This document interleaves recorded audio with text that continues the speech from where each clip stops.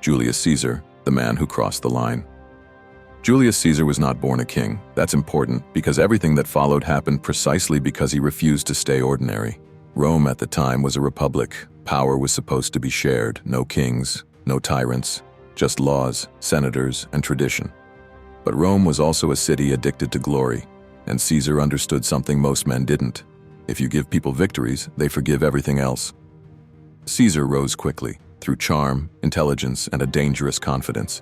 He spoke like a man who expected to be obeyed, and people listened. Soldiers followed him not just because he paid them, but because he marched beside them. He bled with them. He remembered their names. For years, he conquered Gaul, modern-day France, winning battle after battle. Each victory made him richer, each victory made him more popular, and each victory made the Senate more afraid, because power, once tasted, does not like being returned. When the Senate finally ordered Caesar to disband his army and return to Rome as a private citizen, they believed they were protecting the Republic. Caesar saw it differently. There was a small river separating his army from Italy itself, the Rubicon.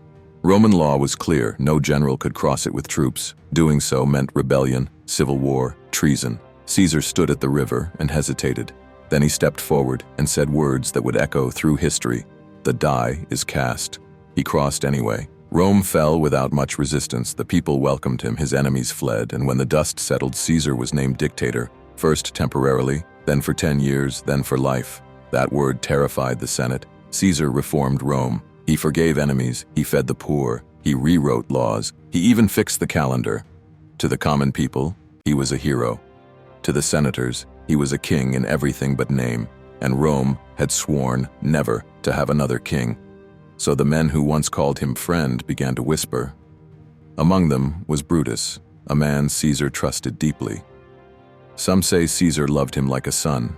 They told themselves they weren't traitors, they were saviors. They believed killing one man would save Rome itself. On the Ides of March 15th, Caesar walked into the Senate house unarmed. He was warned. His wife begged him not to go. A soothsayer told him to beware that day. Caesar ignored them all. He believed fate favored the bold. The senators surrounded him. A knife struck, then another, then another. Caesar fought at first, until he saw Brutus. That's when he stopped resisting. According to legend, his final words were not anger, but heartbreak. Et tu, Brute, you too, Brutus. He fell at the base of Pompey's statue, bleeding beneath the symbol of an old rival. Rome's most powerful man lay dead on the Senate floor. The conspirators expected applause. They got chaos. The people of Rome did not celebrate. They mourned. Riots followed. Civil war erupted. The republic the assassins tried to save collapsed anyway. And from Caesar's death rose an empire ruled by his adopted heir Augustus. In trying to stop a king, Rome created an emperor. Julius Caesar lived as a man. He died as a warning. Because when someone rises too high, history doesn't ask whether they were good or bad, only whether they were unstoppable.